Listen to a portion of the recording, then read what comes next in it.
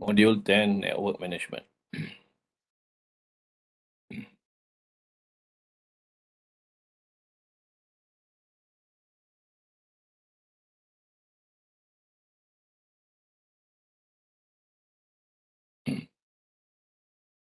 Okay. So objective of this module, implement protocol to manage the network. Okay. So there are a couple of topics here under this module, which is first device discovery with the CDL. We have LLDL. Okay. CDL used to map network topology, and use LLDL to map a network topology. So different kind of the information that we get from this. Okay, NTP implement NTP regarding a time between NTP client and also the server. Yeah, SNMP also quite popular if we do a network management. So we see explain how SNMP operate. This one of the protocol. This one also protocol. Yeah, all these are protocol existing in this network management. Yeah, normally when we want to develop some management of the network, so we have to include. So far they're using this. Yeah, protocol. Syslog is quite popular. Okay, we want to check all the history, everything. Yeah, syslog. Router and switch file management. Yeah, use a command to backup and restore an iOS configuration file. Yeah, and also iOS image management. This one is very important, since try to look for the time for the lab, inshallah. Yeah. Okay.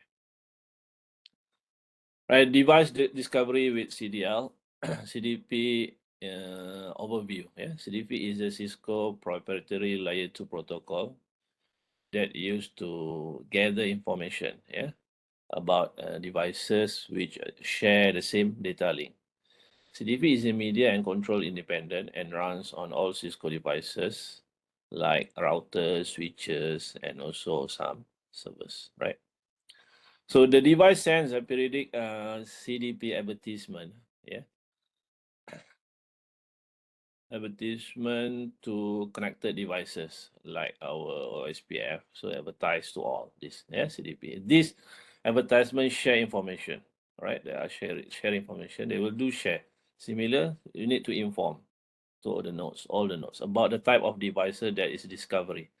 So there's a CDP, information about the device, the name of the devices, the name type, and also on the interface whatsoever.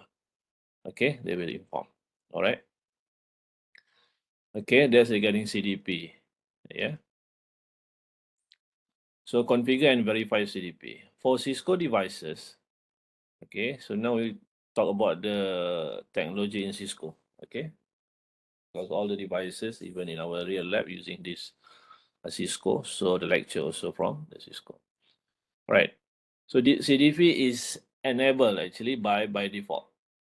Okay, to verify the status of CDP and display information about CDP, enter show the CDP command.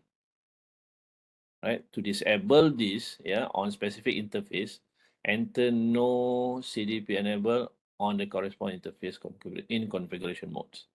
Okay, you can disable that using no CDP enable. CDP is still enabled on the device. However, no more CDP advertisement will send out that through that interface. Yeah, to enable CDP on specific interface, again, you have to enable. Go to that specific interface, you enable this CDP. All right. Okay. So to enable CDP globally for all the supported interfaces on the device, enter CDP run in the global config mode.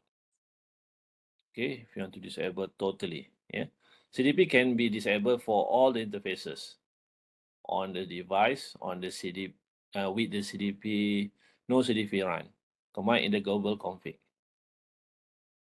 Okay, we can do in global all the interfaces, or more on go on for specific also can. All right, use show CDP interface command to display the interfaces that are CDP enabled on device. The status of each interface is also displayed. discover these devices by using CDP. With CDP enabled on the network, the show CDP neighbors command can be used to determine the network layout as shown in the output.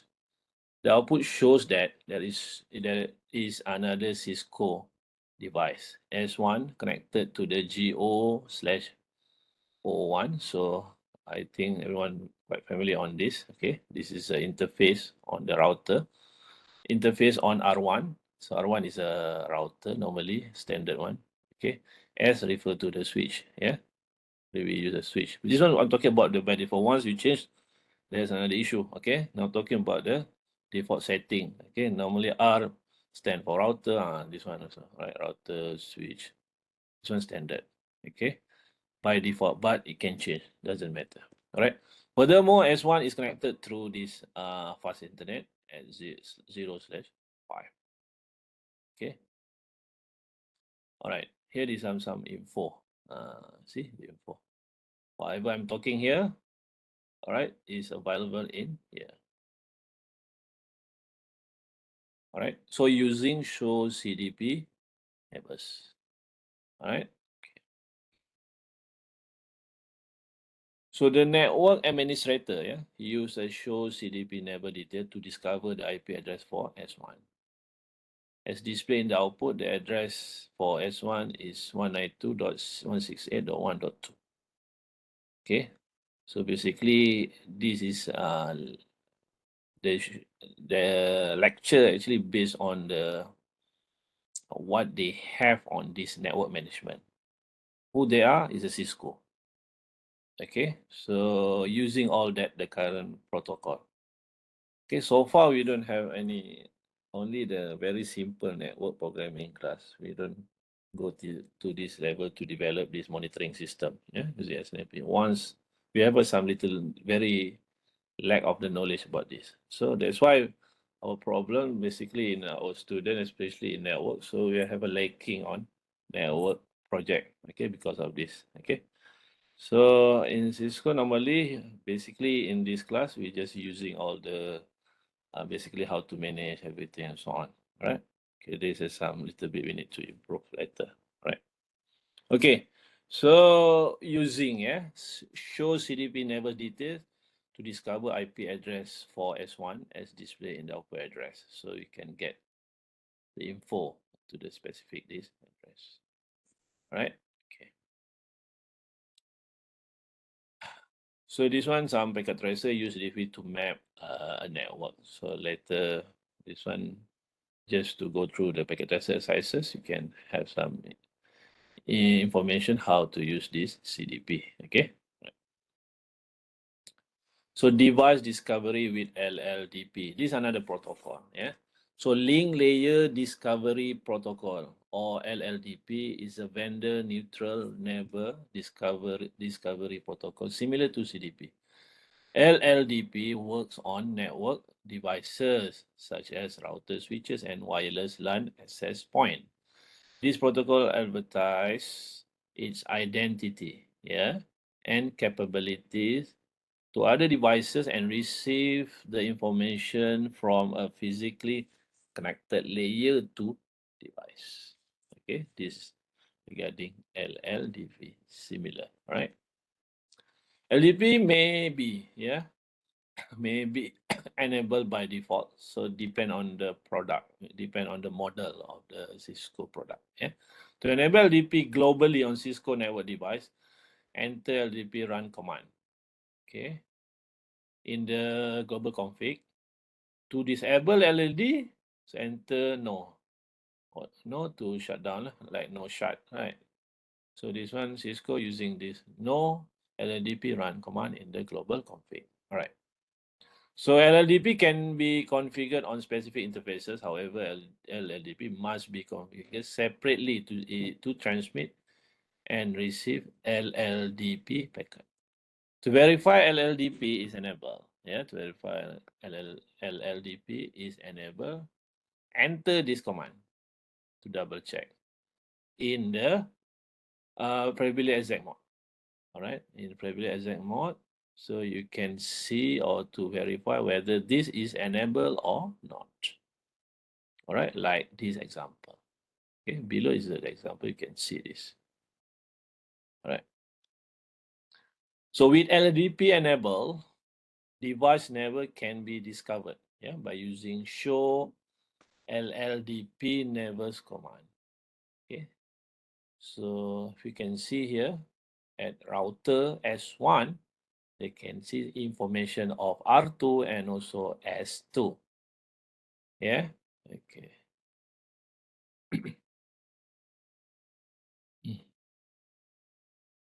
When more detail about the neighbors are needed, the show LLDP neighbors detail command can provide information such as the neighbor iOS version, IP address, and device capability.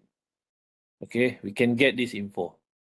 Okay, unless they block, they protect because they are using in the same because our network. So we have to put our management unless some protection. We have to protect using SCL. Sorry, yeah, SCL. Yeah, in order to packet travel outside. Okay, so this one is some info. Probably you can get through SS.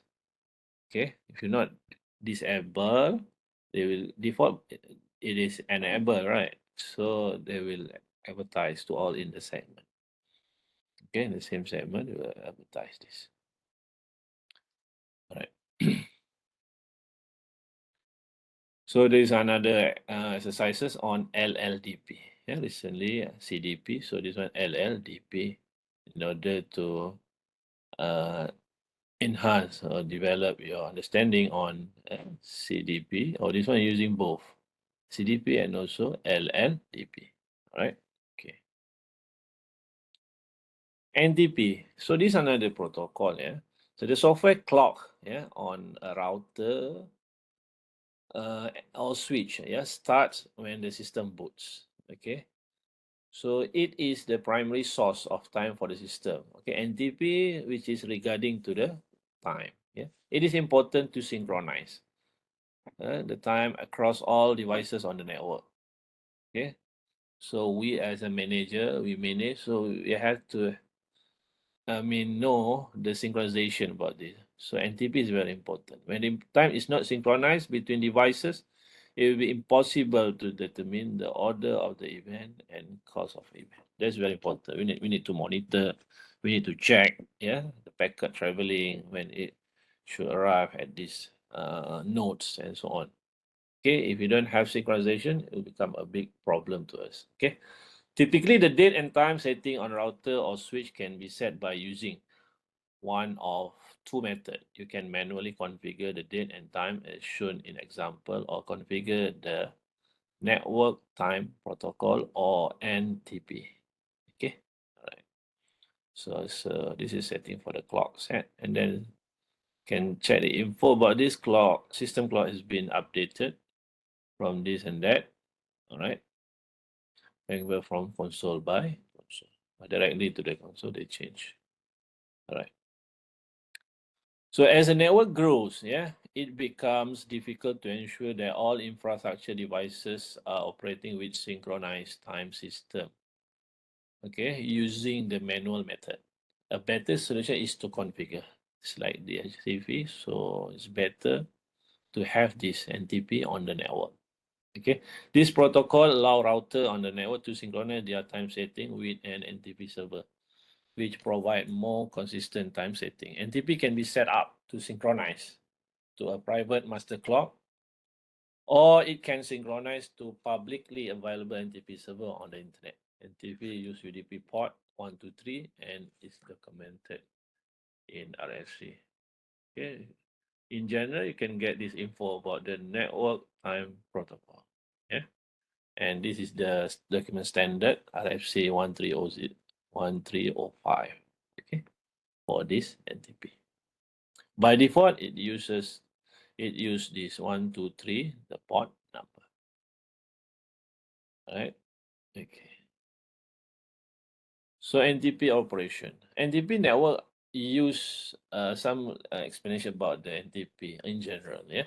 NTP networks use a hierarchical system of time sources. Yeah. Each level in this hierarchical system is called a stratum. Yeah, stratum. The stratum level is defined as the number of hops count from the authoritative source. The synchronized time is distributed across the network by using this protocol. Okay, so it's like advertisement. Okay, they will inform all the, in order to get the synchronization to all the devices. Right. The maximum hop count is 15. Right. Stratum 16. The lowest stratum level, yeah, indicate that a device is unsynchronized. So how many level? So the maximum is 15. So means 16. Yeah, stratum 16 altogether.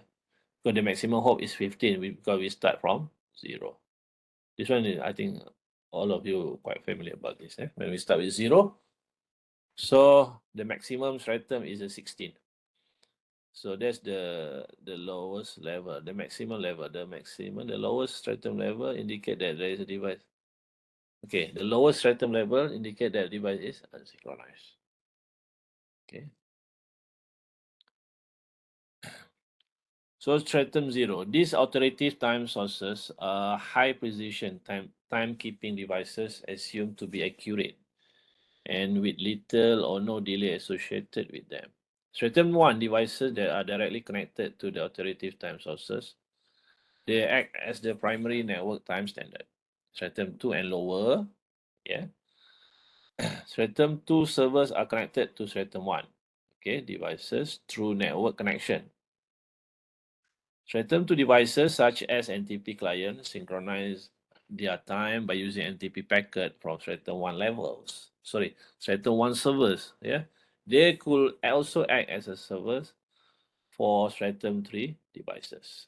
Time server on the same stratum level can be configured to act as a peer with other time servers on the same stratum level for backup or verification of time.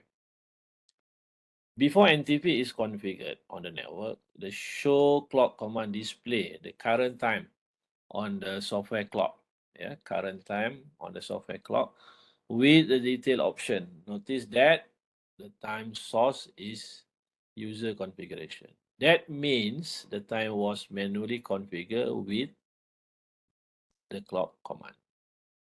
Okay, the NTP server, yeah, and the NTP server IP address command, okay, is issued in global config to configure this IP, okay, as the NTP server for R1.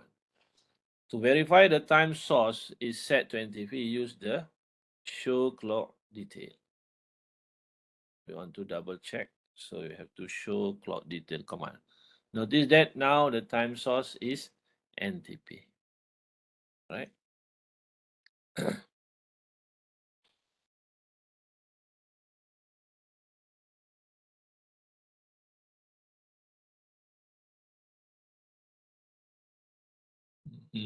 Okay. So the show NTP associations, yeah, and show NTP status, these two, yeah, these two commands are used to verify that R1 is synchronized with the NTP server at 209.165.200.225. Yeah. Notice that R1 is synchronized with Stratum 1 NTP server on 209.165.200.225, which is synchronized with a GPS clock. And next, the show NTP status command display that R1 is now Stratum 2 device that is synchronized with the NTP server at 209.165.220.225. Yeah. Okay. So there are two commands to verify the NTP. Yeah. The clock on S1, yeah, is configured to synchronize to R1 with the NTP server command, and the configuration is verified with the show NTP associations command. Output from show NTP association command verify that the clock on S1 is now synchronized with R1, yeah, at 192.165.1.1 through or via NTP. R1 is a Stratum 2 device, yeah, making S1 is a Stratum 3 device that can provide NTP service to other devices in the network. Okay, this one. So and double check that. Yeah, associations. So we have some packet tracer also using this to configure NTP on R1 and R2 to allow time synchronization. All right. SNMP. Introduction to SNMP. Right.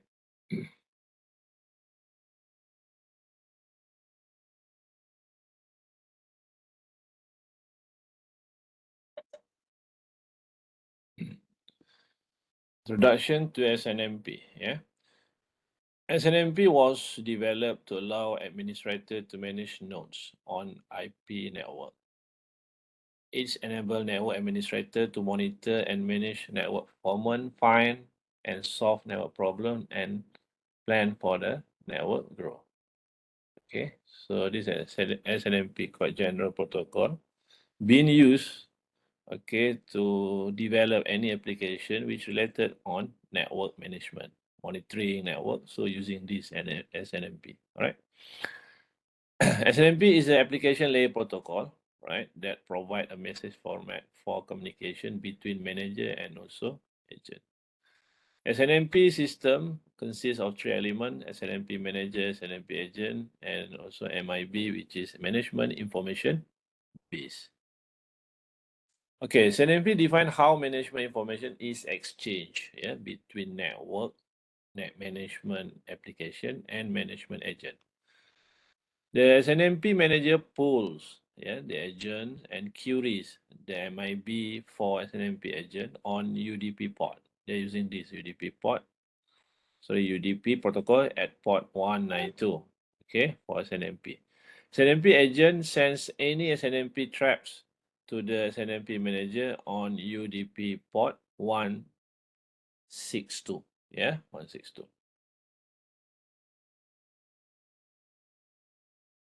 Introduction to SNMP. SNMP manager is part of network management system, yeah, NMS.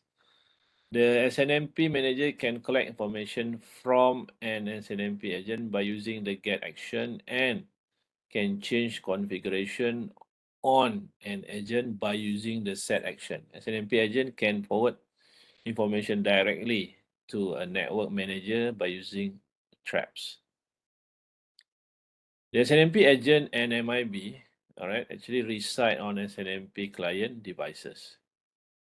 MIB store data about the device and operational statistics and are meant to be available, yeah, to authenticated remote users. The SNMP agent is responsible for providing access to the local MIB, right?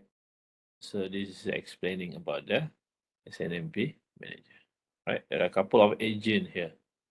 Okay, they communicate through agent in order to get similar to other SDN also. They will communicate with the agent. Okay, so they send agent, so agent as an informer for them. All right. Okay. SNMP operation, yeah, SNMP agent that reside on managed devices collect and store information about the device and its operation locally in the MIB. The SNMP manager then use the SNMP agent to access information within the MIB. There are two primary SNMP manager requests, get and set.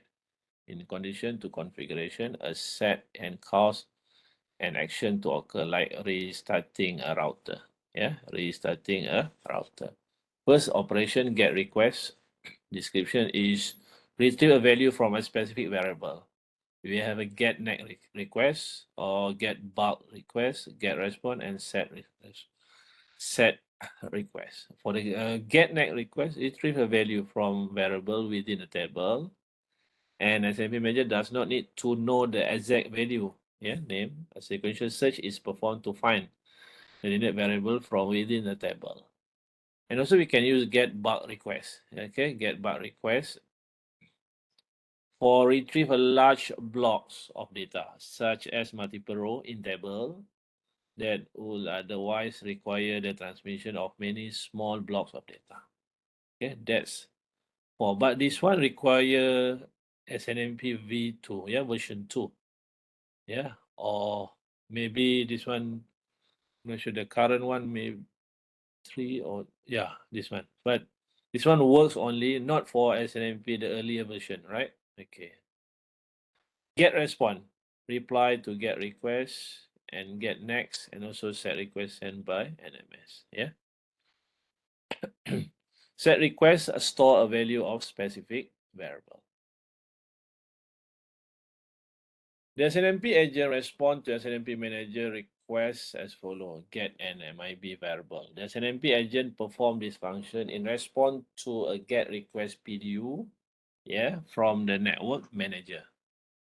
The agent retrieve the value of requested MIB variable and respond to the network manager with that value. Set an MIB variable. SNMP agent perform this function in response to a set request video from the network manager. All right, the SNMP agent changes the value of the MIB variable to the value specified by the network manager. And SNMP agent replied to a set request, include the new setting in the device. Okay. And this is the one, like I want to check the MIB variable at GOOO is the up. Okay. So they will get some info through that. Okay, like this, you can see there is an agent respond. Okay. They will send, respond, and also this one get the text. Okay. Okay, SNMP agent traps. Traps are unsolicited messages alerting the SNMP manager to a condition or event on the network. Okay, they call a trap. Trap directed notification reduce network and agent resources by eliminating the need for some of SNMP pooling requests. The figure illustrates the use of SNMP trap to alert the network administrator that interface G00, G0/0/0 has failed. Okay, it's failed. The NMS software can send the network administrator a text message and pop-up windows on the NMS software, or turn the router icon red in the NMS GUI. So these are notification. Okay, from this. So they call a trap. This kind of the information they call the word is trap. As in, see, so there's a version, earlier version, which is start with, of course, 0.1, got 2 point. Currently, based on this written slide, so currently the current one is V3. Okay, even myself, I doesn't. What is the current one? Okay, we know current version of this SNMP right now. Okay, so there is still on research going on because network so demanding, especially on network management. So if you want to develop kind of the system and so on and so forth, you have to play around with this. As one of that is SNMP. Okay, right. So this is a version. Some version there's some improvement made each of every version. So you can see they include the. I think so far when I see this, they're more focusing on this one protection side, provide the data protection. Okay, they add on this mechanism because what happened? So every traveling of the packet, there is some exposure of the information. So we need to increase the authentication. Okay, user authentication and provide data protection. So means two things: authentications itself, KYC, know your customer, and also provide data protection. So encryption each of the packet traveling, okay, across the network. So we have to do encrypt on that. So using uh, this, those you can see here, protocol, encryption protocol using DAS, REDAS, and also AES encryption. All right. So community string SNMP v1 or version 1, SNMP version 2C, use community string that control access to this MIB. Community string are plain text password, okay? SNMP community string authenticate access to MIB object. There are two types of community strings, okay? We have read only RO. This type provide access to the MIB variable but does not allow this variable to be changed. Only read because security is minimal in version 2C. Many organizations use SNMP v2C in read only mode. Rewrite means this provide this type provide read and write access to all MIB project.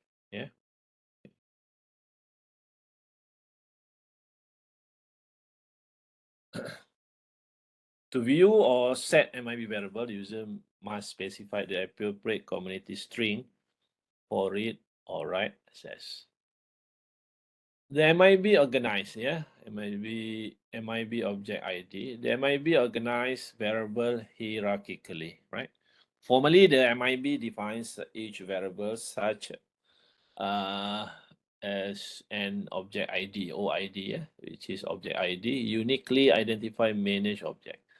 The MIB organize this OID based on RFC standard into a hierarchy of OID, object ID, usually shown as a tree. When we say about hierarchy, of course, tree. It's like a tree. There is many levels. There is highest and also lowest level. There might be tree for any given device, include some branches, with variables common to many networking devices and some branches with variables specific to that device or vendor. RFC defines some common public variable. Most devices implement this MIB variable. In addition, networking equipment vendor like Cisco can define their own private branches of the tree to accommodate new variables specific to their devices. MIB, the figure shows portion of MIB structure, defined by Cisco. Note how the OID can be described in word or numbers to help locate a particular variable in the tree. OID belongs to Cisco are numbered as follow .iso, .org, and we have 3.dod, and we have 6 on 6 on internet. Private one is in private for enterprises, and Cisco 9. Cisco. All right. 9. Therefore, the ID is 136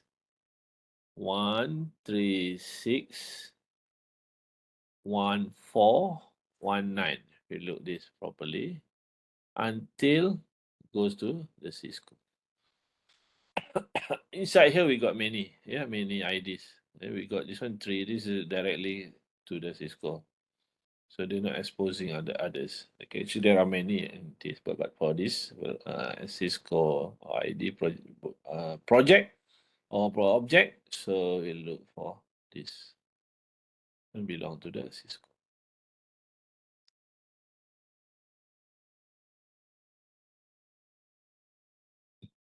SNMP pooling scenario. SNMP can be used to observe CPU utilization over a period of time by pooling devices. CPU statics can then be compiled on NMS and graph. This creates a baseline on the network administrator. The data is retrieved via the SNMP get utility, issues on the NMS, Using the SNMP get utility, you can manually retrieve real-time data or have the NMS run on a report. This report will give you a period of time that could use the data to get the average version. We have a version, community, IP address, obtain CPU, and this is the OID number.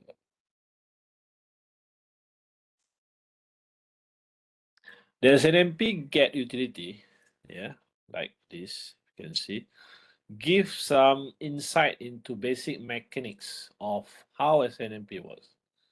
However, working with the long MIB variable names like this, yeah, can be more problematic for the average user. More commonly, the network operations staff use a network management product with an easy to guide GUI. See?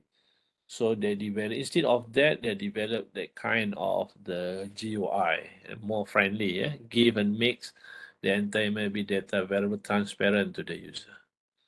Unless you are networking guys, but sometimes the management, inter-management, they are not really good, yeah, in the not a computer base because maybe they are from the management. So you have to create a product which is when you use the interface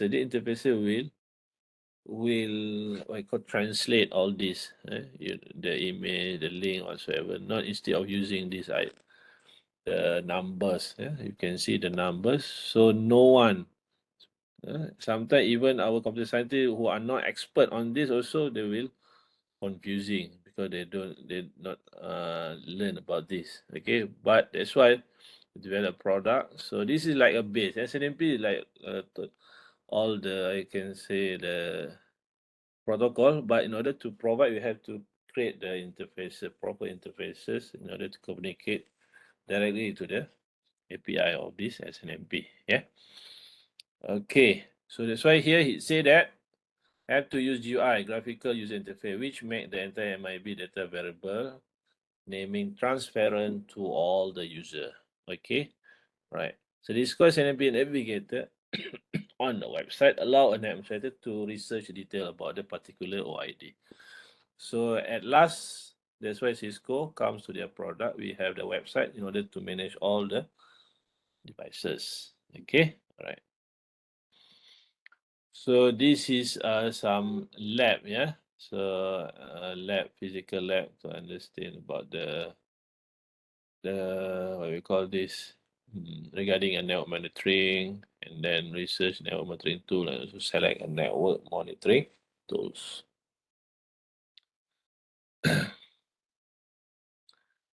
Okay, syslog.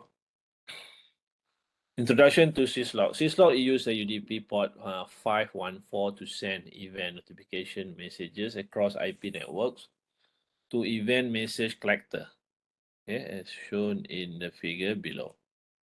Okay, there is a send collector to collect info, and then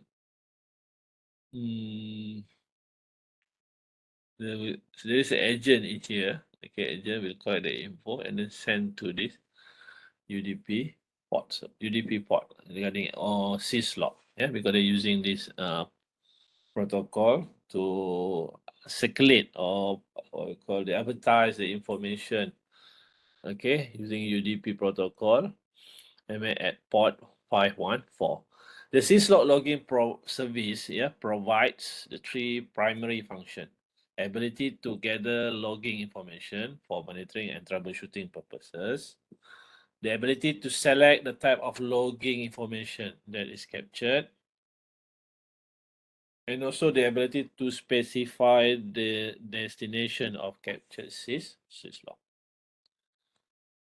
Syslog operation. This syslog protocol start by sending messages and debug. Yeah, debug.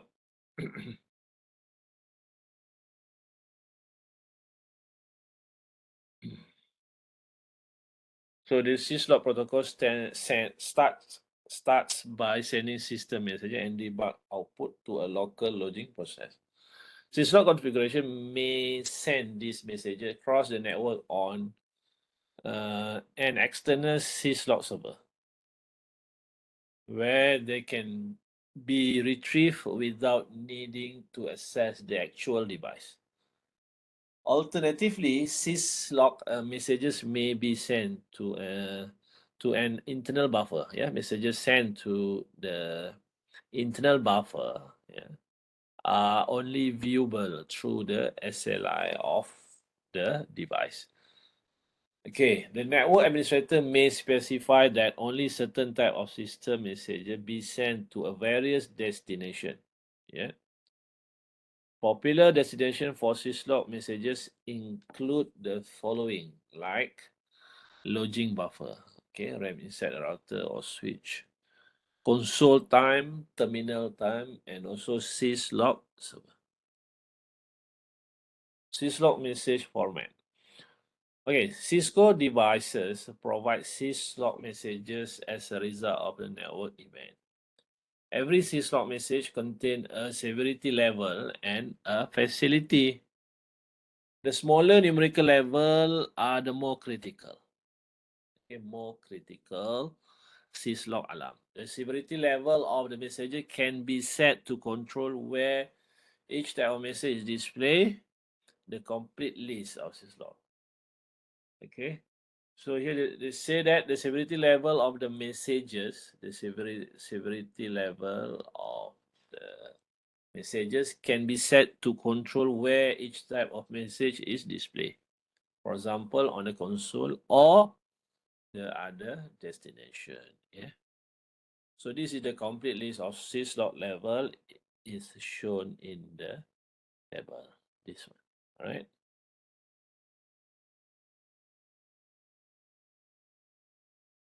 Syslog facility. In addition to specifying the severity, syslog messages also contain information on the facility. Syslog facility are service identifier that identify and categorize system state data for error and event message reporting. The lodging facility option that are available are specific to the networking device. Some common syslog message facilities reported on Cisco iOS router include IP, OSPF protocol, SYS operating system, IPsec, and also interface IP. Right. So by default, the format of syslog messages on the Cisco iOS software is as follow. Okay. Uh, this one, First we start this one for severity and mnemonic. So we put description. Yeah. For example, sample output on Cisco switch for Ether channel link changing state to up is okay.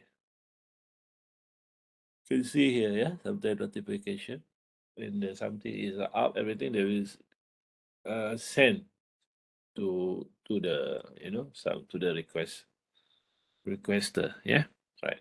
Here the facility is link and severity level 3 is with a mnemonic of up down. Yeah. Here is a level of severity. Yeah. And also this one is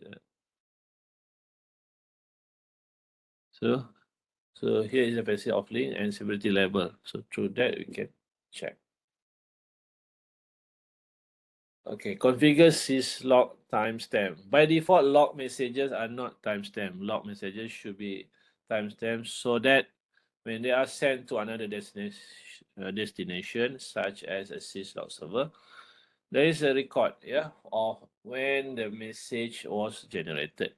Use the command service timestamp log date time to force log event to display the date and also time. Okay. 10.6 router and switch file management.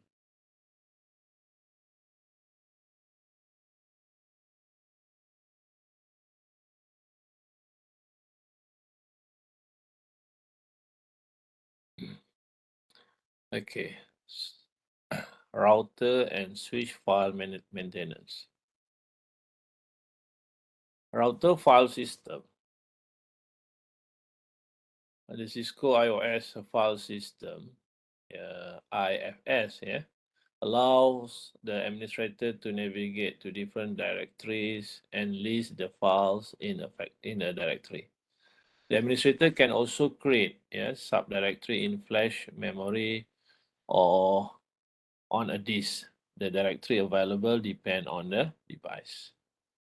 Okay, the example display the output of the show file systems command, which lists all the available file system on a Cisco router. Yeah. Okay, this is the one. Yeah, file show file system. So you can see the asterisk indicate the current default system. Yeah, right.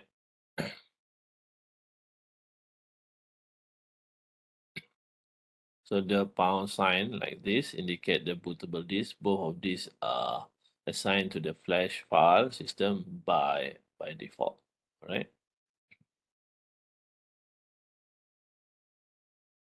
Mm. Okay.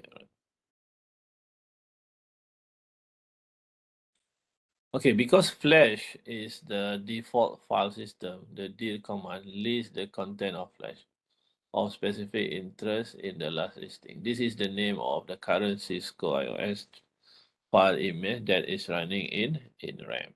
Yeah. To view the content of the NVRAM, you must change the current default file system by using cd command as shown in the example. Right, to change using command cd. Yeah.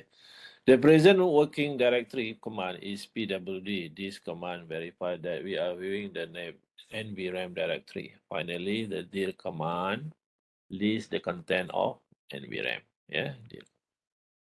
Although there are several configuration files listed of specific interest in the startup configuration file. With Cisco 2960 switch flash file system, you can copy configuration file and archive software images, which is for upload and download process. Yeah, the command to view the file system on Catalyst switch is the same as on a Cisco router. Okay, show file system. Okay, use a text file to backup a configuration. This is very important to backup all the configuration. So in a real device, also you can use that, and also using packet tracer, also you can learn how to do a backup, right? Okay. So a configuration file can be saved to a text file by using a teraterm. Step 1 on the file menu, click log, yeah, and then step 2, choose the location to save the file. Okay, teraterm will begin capturing text. After capture has been started, execute the start show running config or show startup config, command at the privilege exec mode. Privilege exec prompt. Text display in the terminal windows will be directed to the chosen file.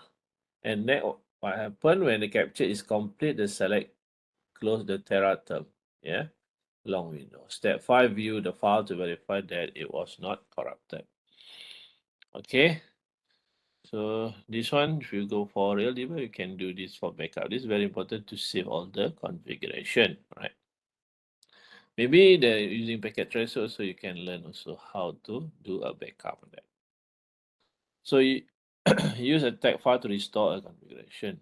So a configuration can be copied from a file and then directly paste to a device. The file will require editing to ensure that encrypted passwords are in the plain text and that non-command text such as more and iOS messages are removed.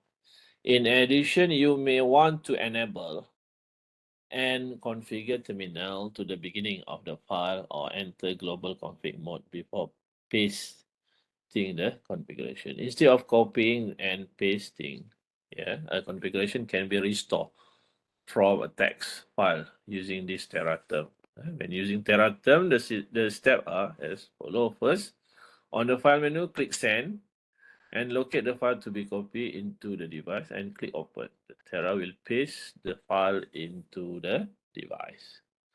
So the text in the file will be applied as command in the SLI, yeah, and become the running configuration on the device. And next, using TFTP to backup and also restore a configuration. Follow this step to backup the running configuration to a TFTP server. First, enter the copy running config TFTP command. Next, enter the IP address of the host where the configuration will be stored. Right? Next, enter the name to assign to the configuration file. Next, and finally, press enter to confirm each choices. Okay, use the following step to restore. Okay, to restore the running config. Yeah, running config or running configuration from a TFTP server. First, enter the copy TFT running config. Okay, this is first step. Second step, enter the IP address of the host where the configuration file is stored. And next, enter the name to assign to the file configuration. And finally, press enter to confirm each choices. All right. Okay. So USB port on Cisco router. The Universal Serial Bus or USB store feature enables certain models of Cisco routers to support USB flash drive. The USB flash feature provides an optional secondary store capability and an additional boot device. The USB ports of a Cisco 4321 router are shown in the figure. Use dir or dir command to view the content of the USB flash drive. Using USB to backup and restore configuration. Issue the show file system command to verify that USB file is there and confirm its name. For this example, the USB file system is named USB flash 0. Use the copy run USB flash 0 command to copy the configuration file to the USB flash drive. Be sure to use the name of flash drive as indicated in the file system. Yeah. And the slash is optional but indicates the root directory of the USB flash drive. The iOS will prompt for the file name. If the file already exists on the USB flash drive, the router will prompt to override it. Okay. Right. Use use the dir command to see the file on the USB drive and use more command to see the content. To restore configuration with a USB flash drive, it will be necessary to edit the USB R1 config file with a text editor, assuming that the file name is R1 config. Yeah, use the command copy USB flash. Okay, running config to restore a running configuration. Okay, password recovery procedures. Okay, password on devices are used to prevent unauthorized access. For encrypted passwords such as the enable secret password, the password must be replaced after recovery. Okay, there's a default setting, depending on the device. The detailed procedure for password recovery varies.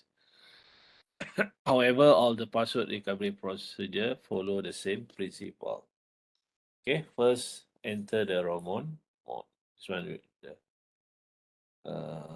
step taken for recovery, password recovery. Yeah. Second, next, change the configuration register. Copy the start config to the running config. Change the password. Save the running config as a new startup. And finally, reload the device. Okay. Enter the Ramon mode. With console access, Okay, with a console asset, a user can access the ROM mode by using a break sequence during the boot up process or removing the external flash memory when the device is power off. When successful, the ROM 1, okay, prompt display as shown in the example below, like this. Okay, so this one similar. If you go for packet tracer also, you will see this command, yeah, this command. And also if you go for the real device also, you'll see. Okay, all right. And second step, change the configuration register. The convert 0 times or x2142 command allow the user to set the configuration. Yeah, set the configuration register to this, yeah, which causes the device to ignore the setup config file during setup. After setting configuration register, yeah, type reset at the prompt to restart the device. Enter the break sequence while the device is rebooting and also decompressing the iOS. The example display the terminal output of 1941 router in the ROM mode after using a break sequence during the boot process. Okay. Next, copy the startup config to the running config. After the device has finished reloading, issue the command. Yeah, this command, the copy startup config running config, right? And then do not enter copy running setup config. This command will erase your original setup configuration. Okay. Change the password because you are in privileged exec mode. You can now configure all the necessary password. The password Cisco is not a strong password and is used here only as an example, right? Next, save the running config as the new startup config after the new password are configured. Change the configuration register back to this 0 times 2101 by using the config register 0 x, yeah, or times 2102 command in the global config mode. And then finally save the config running config to startup config. Okay, so this is a backup configuration file. Okay, this one luckily we have a packet tracer, and I think some of the section also they did using a real device. Also fine. If you go for packet tracer, you can see you go for real device as long you have experiences the real device. But even if you go to the packet tracer, you have the experience how to use this. Basically, where is the how the because they create the exactly simulator for the device. Yeah, actually for this packet tracer. Okay, so the main important things you know how to do a backup configure. And this one also use Teraterm to manage router configuration. Okay, this one also important. You have to learn. And this one packet. This one not. This one lab. Okay, that's fine. This one lab. And this one lab. Yeah, physical. This yeah backup. Okay, password recovery. This one don't. We don't have. Did not apply on the backup only. Okay, configure basic and use terminal emulation software to create backup configuration file. All right. Okay. And here also, this one also very, very good lab. Okay, they give you. Okay, maybe I will go after we finish all this, yeah, the lecture. All right. And this one also, yeah, some good, what you call this, real time, real device experience, yeah. All right. So iOS image management. Okay, this video will manage the Cisco iOS images. This way will demonstrate the process of upgrading, yeah, the iOS.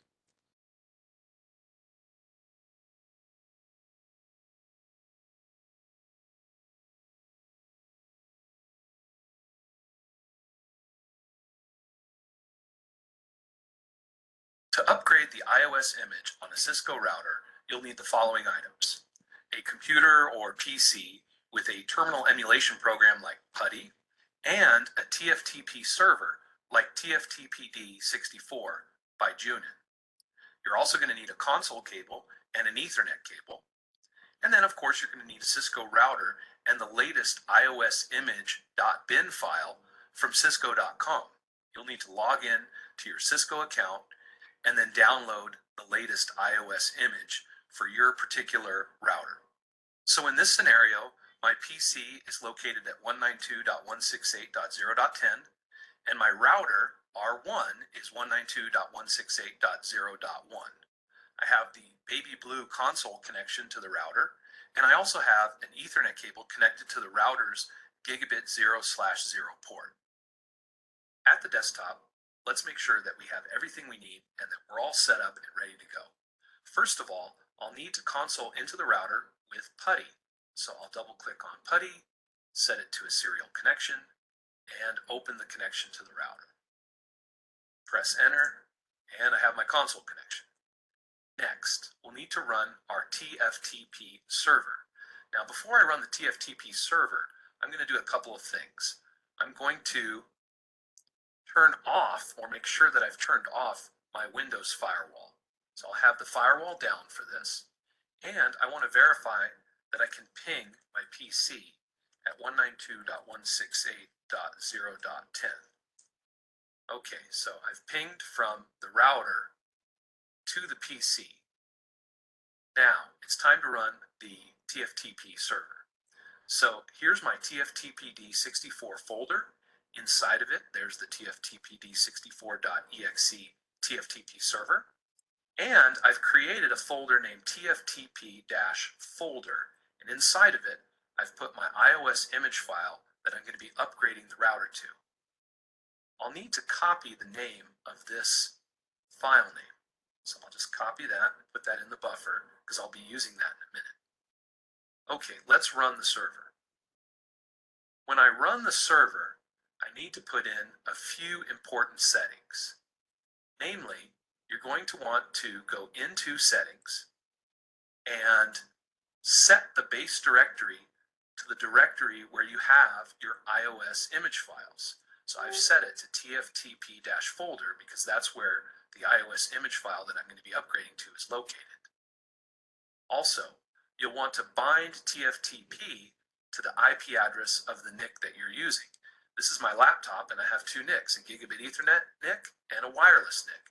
I'm using the 192.168.0.10 address, and I'm binding the server to that address. You'll also want to go into DHCP and set the default router to 192.168.0.1 and the mask to 255.255.255.0. If you don't, it'll complain and just give you and tell you that you need to do it. Okay, I'll click OK. It tells me my DHCP pool is empty, but that's okay. I'm not really setting up a DHCP server. I'm setting up a TFTP server. So it looks like we're all good. If you have the right folder located here, you have the right IP address bound here, then you should be good to go. Now, all we need to do is go into the router. First thing I'll do is do a show flash and take a look at my current iOS image file. The current iOS image on the router is a 15.4.3 iOS image. This is the .bin file right here for a Cisco 1900 series router. We're going to be upgrading to iOS 15.7.3. Okay, the command to do it is copy TFTP flash. So copy TFTP flash. I'll press enter and put in the IP address of the TFTP server that I'm going to be using, which is my IP address at 192.168.0.10. And I'll need to paste in the source file name. Now you can see it's already loaded here because I've done this before, but I'll just right click and it'll paste in the name of that file name that I need. My iOS file name gets pasted right in.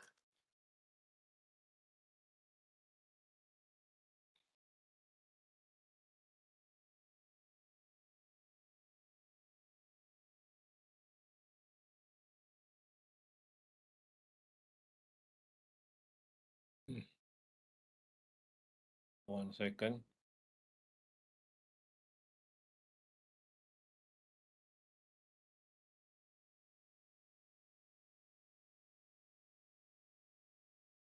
Press enter.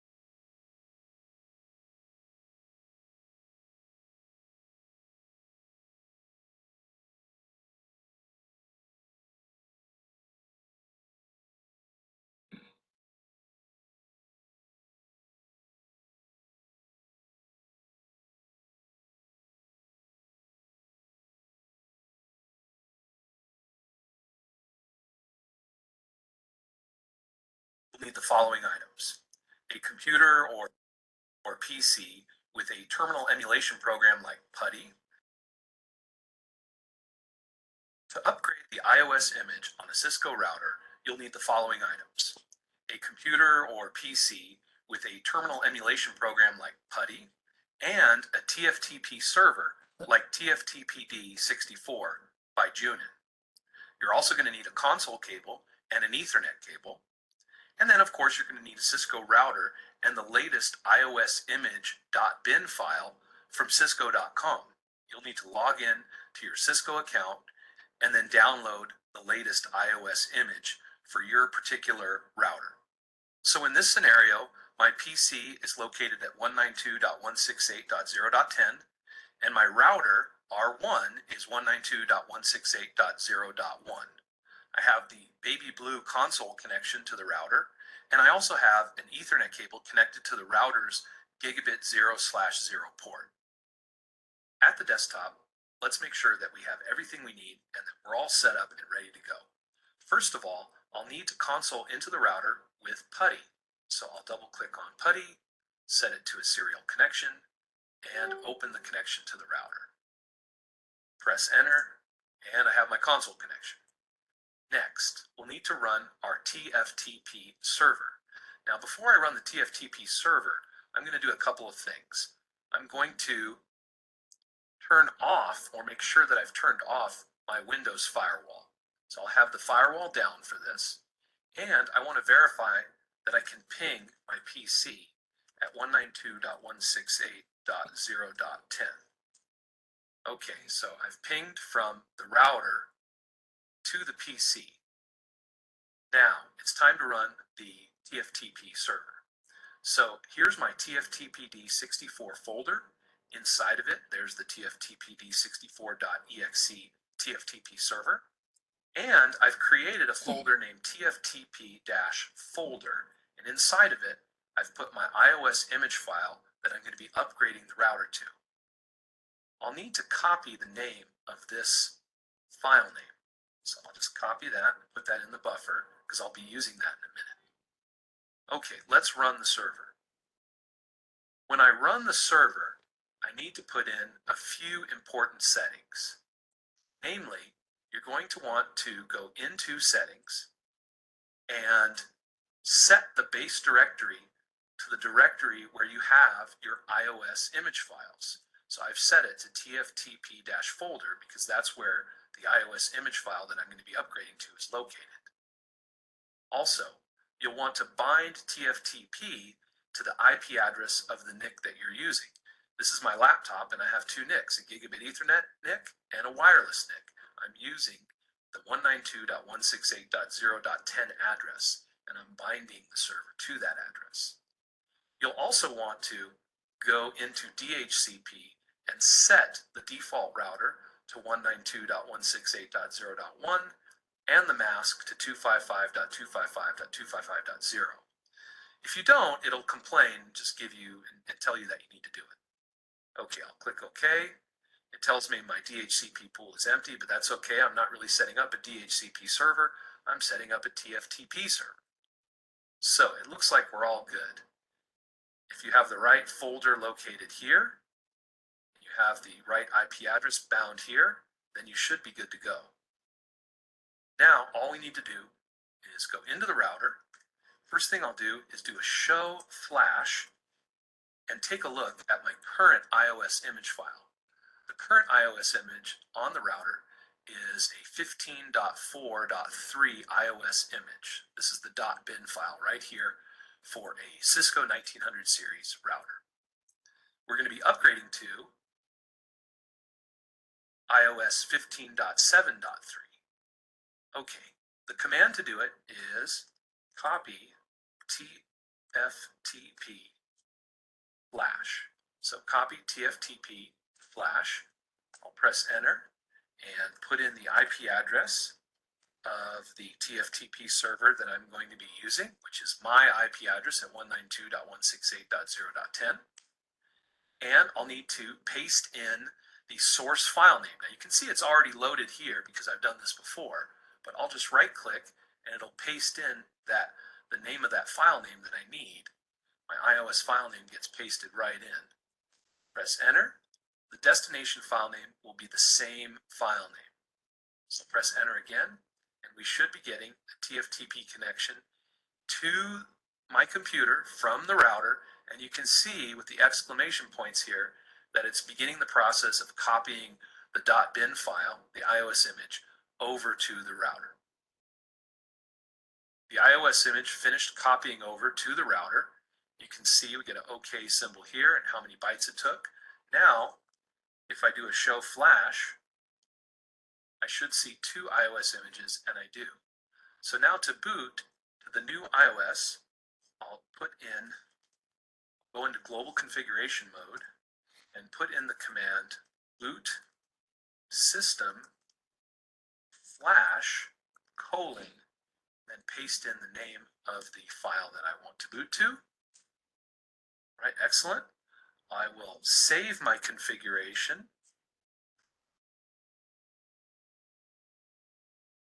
with a copy running-config to startup-config. And now all I need to do, once the configuration is saved, is reload the router. Put in the reload command, confirm. The router finished restarting. I'll go in and put in a show version command to verify that we're running the iOS, the new iOS. And there it is. System image file is 15.7.3. And that is the iOS that we uploaded.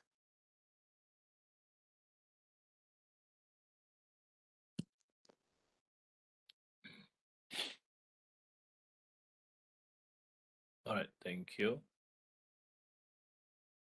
There is some what we call this error, some recorded message. So just recently, so I'll try to manage. Okay, right. Should continue. Yeah, lecture on this. Okay, TFT serves as a backup location. Yeah? As the network grows, Cisco iOS software images and configuration file can be stored on central TFTP server, right?